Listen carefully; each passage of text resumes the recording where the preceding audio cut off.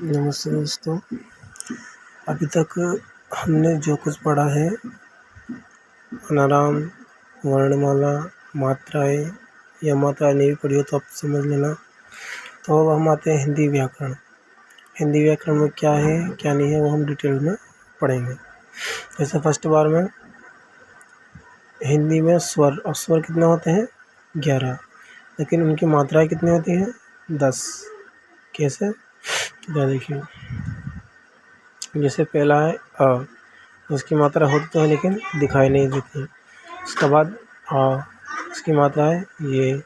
उसके बाद ये, उसकी मात्रा है ये। उसके बाद एक, उसकी मात्रा है ये।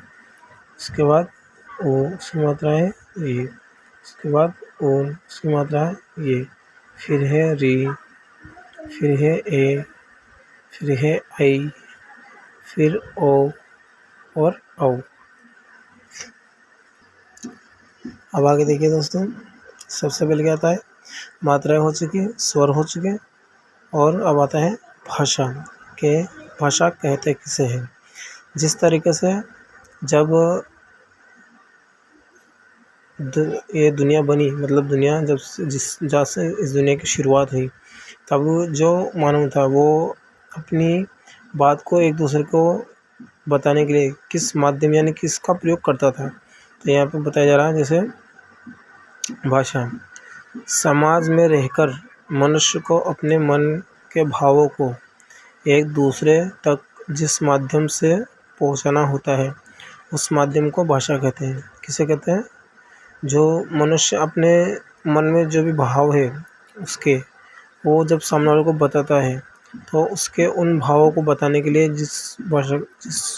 जिसका वो प्रयोग करता है बोलने के लिए, उसको क्या कहते हैं? भाषा कहते हैं।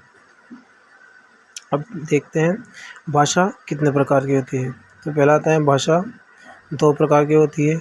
पहला है लिखित भाषा, पहला है मौखिक भाषा और दूसरा है लिखित भाषा।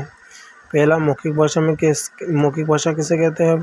तो किसी भी व्यक्ति को अपने मन के भाव बोलकर के बताना मौखिक अभिव्यक्ति कहलाता है। यानी कि अभिव्यक्ति है ना, खुद बोल करके बताना ही अभिव्यक्ति है, मौखिक अभिव्यक्ति है अपने मन के भावों को। उसके बाद आता है लिखित भाषा। किसी व्यक्ति को अपने मन के भाव लिख करके बताना लिखित अभिव्यक्ति कहलाता है। उसके बाद आता है लिपि। अब लिपि कहते किसे हैं?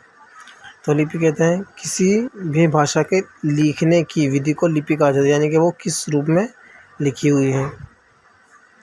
जैसे लिपियाँ हैं, लिपि, तो पहले भाषा देखते हैं और उसके बाद उस भाषा की लिपि कौन सी वो जानेंगे। पहले भाषा है संस्कृत और हिंदी, इन दोनों की लिपि है देवनागरी लिपि। उसके बाद है अंग्रेजी, इसकी लिपि है रोमन। उसके बाद है उर्दू या फ़ारसी की लिपि, तो उसकी है फ़ारसी।